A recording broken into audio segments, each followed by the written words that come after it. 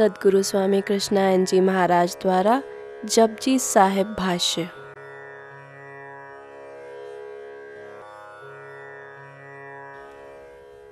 धन जो है व्यक्ति को बहिर्मुख लगाता है, झूठ में फंसाता है, संसार में फंसाता है,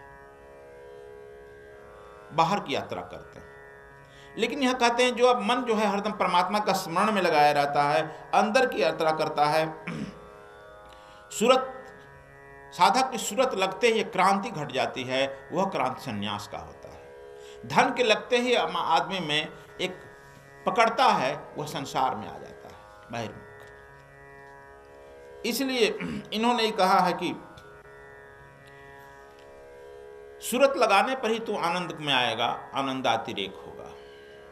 इसलिए एक चिट्ठी के भी बराबर है तो तुम्हारी महत्ता उस पहाड़ वाले धन वाले राजा से भी तुम्हारे ज्यादा कीमत है। समझ गया? इसको समझाने के लिए तुम लोग इतना कहे। श्री गुरु ग्रंथ साहिब में श्री गुरु नानक देव जी की अमृत वाणी जपजी साहिब की 24वीं पौड़ी। अंत ना सिफती कहन ना अंत, अंत ना करने देन ना अंत, अंत ना वेखन सुनन ना अंत ना जापे किया मन मन, अंत न जापे कीता आकार, अंत न जापे पारावर, अंत कारण केते बिल्लाए, ताकि अंत ना पाए जाए, ए अंत ना जाने कोई, पौता कहिए बहुता होए।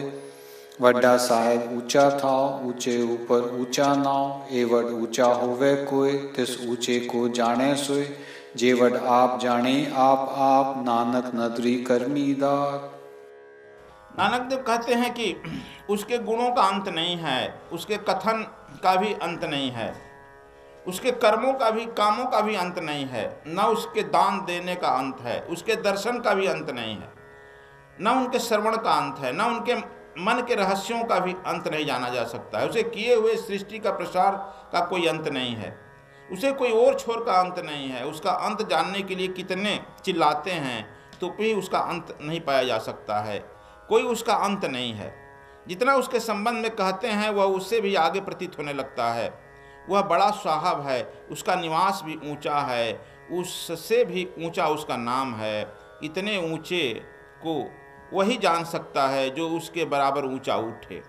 वह स्वयं अपने को जानता है, यह उसकी कृपा दृष्टि और अनुकंपा से प्राप्त होता है। नानक देव 3 दिन तक जल समाधि में थे। जब अपने घर पहुंचते हैं तो उनकी बहन नानकी पूछती है, भैया 3 दिन कहाँ थे? तुम्हारे चेहरे पर तो ओज है, तेज है, हम लोग सब खोज लिए नदी नाला, 3 दिन था कहाँ तुम? तो नानक देव कहते हैं कि बहन हम 3 दिन जो थे उस निरंकार के सचखंड में थे। अब तुम लोग सचखंड कोई मकान बना लिया, रख दिया नाम सचखंड, कोई आश्रम बना लिया, रख दिया उसका नाम सतलोक, 2-4 कमरे बना लिया, नाम रख लिया। नाम रखने में तो तेज है ना, उसे भी अपने अहंकार की पूर्ति कर लेता है। सचखंड लिख देगा, सचलोक कह देगा, कहो उसमें तो तेज है मन मतंग में। लेकिन यह कहते हैं कि इनके तरह कोई सचखंड में, सतलोक में नहीं जा करता, जाने की हिम्मत रखता। कहते हैं कि बहन हम तो सचखंड में हैं। कहते हैं कि सचखंड कैसा है, वो क्या कहलाता है? तो तू बनाएगा 2-4 कमरा, चले जाकर दिखाएगा ना, देखो सचखंड कैसे बनाए जो आज कहते हो तुम लोग। लेकिन उन्होंने उत्तर दिया कि सचखंड बसे निरंकारो, करी करी वेखे नादरि निहाल, नीते खंड महल बरभंड, जे कोई कथे ता अंत न अंत। सचखंड का वर्णन किए हैं। कहते हैं कि उस निराकार का सचखंड जो देखता है बहन उसे कह नहीं सकता, जो कह रहा है वह देखा नहीं।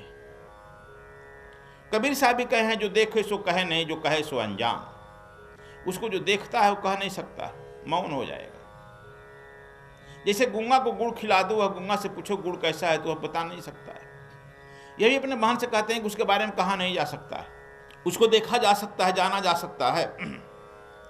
वाणी की पहुंच वहां तक नहीं होती है। जो बुद्धत्व को प्राप्त कर जाता है वह उसका वर्णन नहीं कर सकता है। वह शांत हो जाता है, उस आनंद से भर जाता है, लबालब हो जाता है। फिर बहन को कैसे बतावे? कोई महल तो था नहीं जैसे तुम बना लेते हो, चल दिखा दे। लेकिन देखो, यह किसी भी बुद्ध पुरुष के साथ होता है। तुम लोग गंगा तट पर गया होगा, स्वामी आत्मादास जी के मठ देखा होगा, जो कमरे नदी के तट पर बना।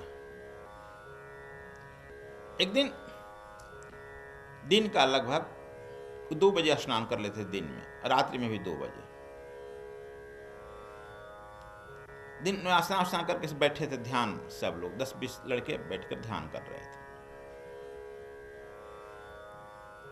मौन था, गहन मौन था।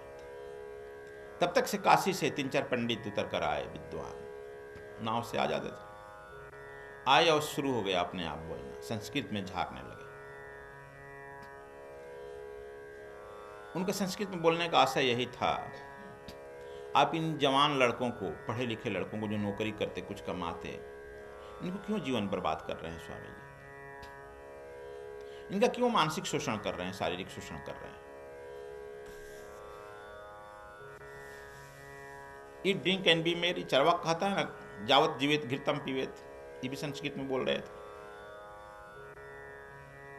जावत जीवेत घृतम पीवेत ऋणम कृत्वा घृतम पीवेत। जब तक से तुम जियो कर्ज लेकर भी मौज से रहो, मरने के बाद कुछ नहीं होता। उसका नाम है चारुवाक। चारु माने जिसके वाण शक्ति में मिठापन हो, उसके बहुत लोग उसके साथी हो। उसका नाम दूसरा एक लोकायतन भी था। लोकायतन माने पूरे लोक मानस जनमानस उसके साथ था। ऐसे लोगों को जनमानस साथ होता है।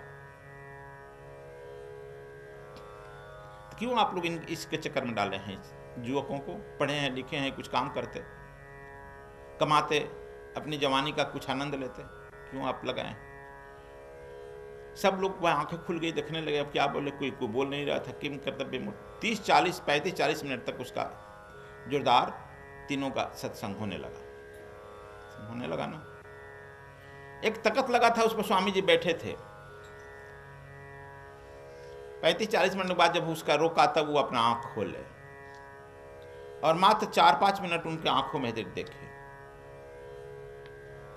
देखते ही था कि वह जो है उस साष्टांग प्रणाम करके रोने लगा सब। उसमें से मुझे एक नाम याद है, राम रंजन तिवारी। मैं पूछा था, चिल्लाने लगा, हम गुरुजी 50 वर्ष के हो गए और हर जगह महात्माओं को देखकर खंडन मंडन करते हैं। हम लोग नास्तिक दर्शन के हम लोग विद्वान हैं,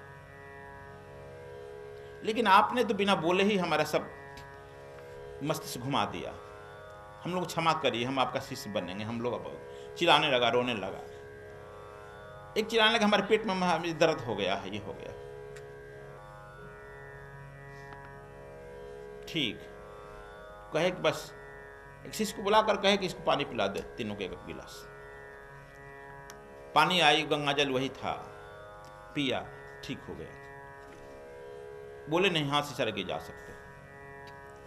कहा कि नहीं स्वामी जी, हम लोग अब शिष्य बनेंगे। जा देखो, इतना बोलने से कुछ हुआ? तो देखो, यह जब तुम्हारी इच्छा जान जाएगा तो वह जो तर्क दे रहा था, तर्क तो उसमें तर्कों में दम है ना। खैर कसैली चूना पान, ये 5 जब मिल जाते हैं, मुंह में आदमी लगा दिया जाता है तो मुंह लाल हो जाता है ना। लाली कहीं से खरीद कर लाई जाती है। माँ बाप मिलते हैं तो लड़का पैदा हो जाता है, लड़का कहीं खरीद कर लाया जाता है? कोई परमात्मा देता है? बैठा है क्या देने वाला? ये सब उसका भी बड़ा तर्क है, लेकिन सारा तर्क बिना बोले ही खत्म हो गया। उसी तरह से गुरु नानक देव भी कहते हैं कि जब तुम भी उस परमात्मा की स्मृति में लगा रहेगा तो बहुत लोग उसको विभिन्न प्रकार से कहने वाले हैं, लेकिन उसका तुम हर जगह परमात्मा का प्रतिबिंब तुम देखेगा, हर जगह उसी के हाथ देखेगा, क्योंकि वो हाथ उसी का चारों तरफ फैला हुआ है। नानक देव कहते हैं कि उनके गुणों का अंत नहीं, उनके कथन का अंत नहीं। सारे वेद उसी के संदर्भ में कर रहे हैं, फिर भी अंत नहीं हुआ। पुनः शास्त्र बने, पुराण बने, स्मृतियां बनी, महाभारत बनी, गीता बना और लगातार बनते जा रहा है। कहीं अंत नहीं हो रहा उसे गुणों का। जो भी साधु महात्मा आता है उसके नया नया कुछ कहता है, फिर स्मृतियां बनते जा रही है, पुराण बनते जा रहे हैं, वेद बनते जा रहे हैं, अंत नहीं हो रहा। लेकिन उस सब कहने के बाद भी कबीर साहब कहते हैं कि मैं भी कुछ किया तो किच कुछ पाया दास कबीरा। क्योंकि तुम्हारा शरीर ही जब पूर्ण नहीं है तो उस पूर्ण कैसे तुम्हें उतर पाएगा। कहते हैं कुछ कुछ पाया। तो समुद्र से पानी निकालने ही जाएगा तो क्या एक गागर में सागर को भर सकता है? इसलिए कहते हैं नानक देव कि उसका अंत नहीं है, वो हमारे चारों तरफ फैला हुआ है। वो चारों तरफ सर्वत्र उसी परमात्मा का हाथ देखते हैं। जब सभी चारों तरफ उसी का हाथ देखते हैं, अदृश्य हाथ, तब वो अपने को असुरक्षित महसूस करेगा। हम लोग उसका अदृश्य हाथ नहीं देखते हैं, परिणाम देखते हैं। जैसे तार में बिजली बह रही है, बिजली तुमको दिखाई पड़ती है, लेकिन हाथ पकड़ेगा तब परिणाम मालूम होगा।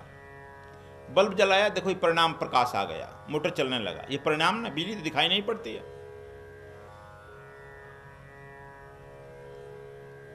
हवा भी है लेकिन दिखाई नहीं पड़ रहा है।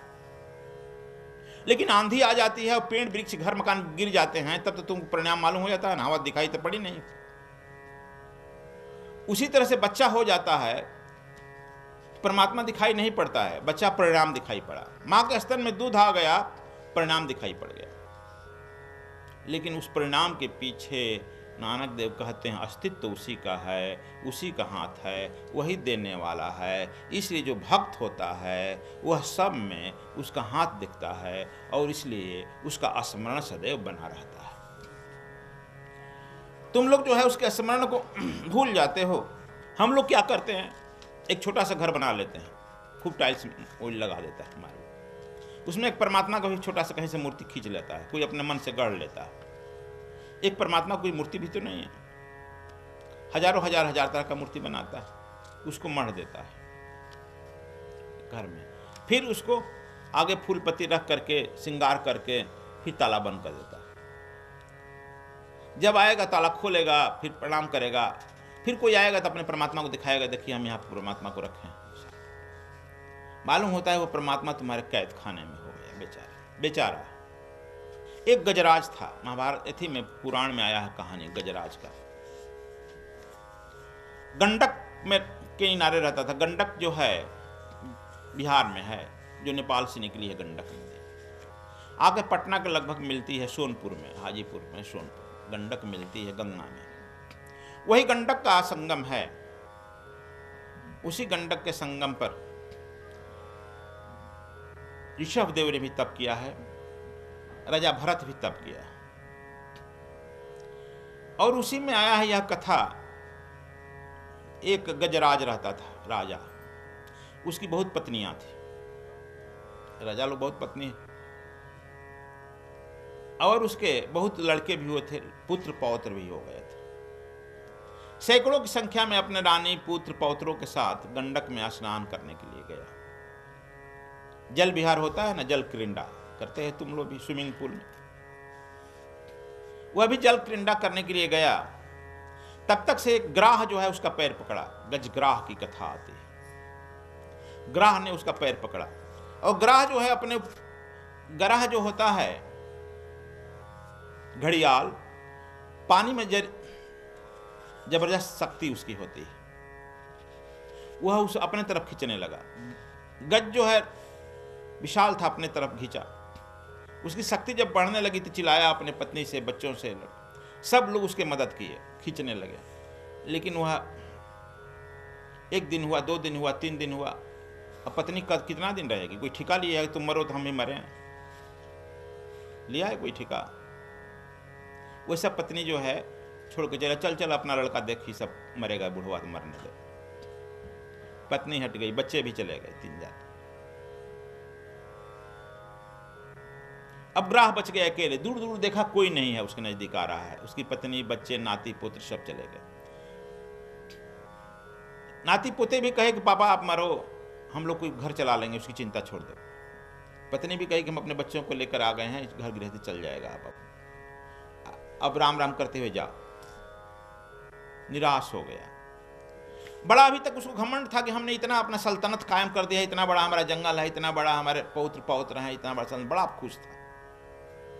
जब तुम अति अपने परिवारिक संसारिक खुशी में आता है तब ऐसी ऐसी घटनाएं घटती है। दीनानाथ मथेर तुरंत जो है भगवान नारायण चक्षु दर्शन लिए दौड़े और छोड़ दिए ग्राह पर। ग्राह का मुंह कटेगा, गज बाहर निकला। ग्राहक जब मुंह कटा तो वहां पर देख रहे थे लोग, कुछ महात्मा लोग भी बैठे थे। दिन उसकी दशा देखकर 2-3 महात्मा लोग देखते हैं ना, 2-3 बैठे थे। ग्राह का जब सिर कटा तो ग्राह जो है नारायण का रूप पकड़ करके नारायण के साथ चल दिया, स्वर्गलोक विष्णु लोक की यात्रा कर दी। और हाथी जो है गज हाँफते हुए बाहर निकला। 3-4-5 दिन, हफ्ता दिन हो गया था, ऐसे बाहर निकल करके उस जमीन पर थल पर गिर करके कराह रहा था और समझ गया कि अब मेरे दुनिया में नहीं है, मुझे भक्ति में ही रहना चाहिए, बस परमात्मा ही। और जब वह गया तो वो महात्मा लोग जो 3-4 लोग थे, वे लोग भी नारायण के धाम चले गए। स्लिप दिए, भाई हम लोग भी मिलना चाहते हैं। भगवान बुलाए गए, क्या बात है आप लोग कैसे आ गए? कहे कि भगवान हम लोगों ने यह देखा, ग्राह है गज आपका भक्त था और आपके भक्त का शत्रु तो ग्राह था ना, ग्राह का सिर काट दिए अपने भक्त की रक्षा के लिए, तो ठीक मालूम हो रहा है। लेकिन वह भी आप ही का रूप पकड़ के और आपके साथ आपके पुरी में आ गया, तो ये गज से तो अच्छा फल इसी को मिल गया।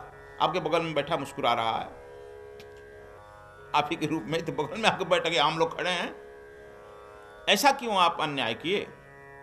कहा कि आप नहीं समझते हो, हम अपने भक्तों के दास हैं। हमारे भक्त जहां जहां जाते हैं उसके नीचे मैं अपना हाथ रखता हूं, कहीं चोट न लग जाए। वह अभी तक तो अपने पुत्र पुत्री और पत्नी और बच्चों पर विश्वास कर रहा था, इसलिए मेरी उपेक्षा कर रहा था। लेकिन जैसे ही मुझे याद किया, मैं दौड़ कर गया, यह तो मेरा स्मरण किया, इसे उसको बचाया। यह ग्राह जो देख रहे हो, जो हमारा पैर पकड़ लेता है उसको तो मैं बाहर कर देता।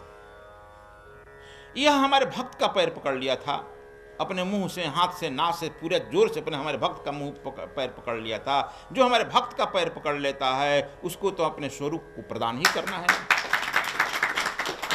अब मैं क्या कर सकता हूं बताओ, मेरी तो लाचारी।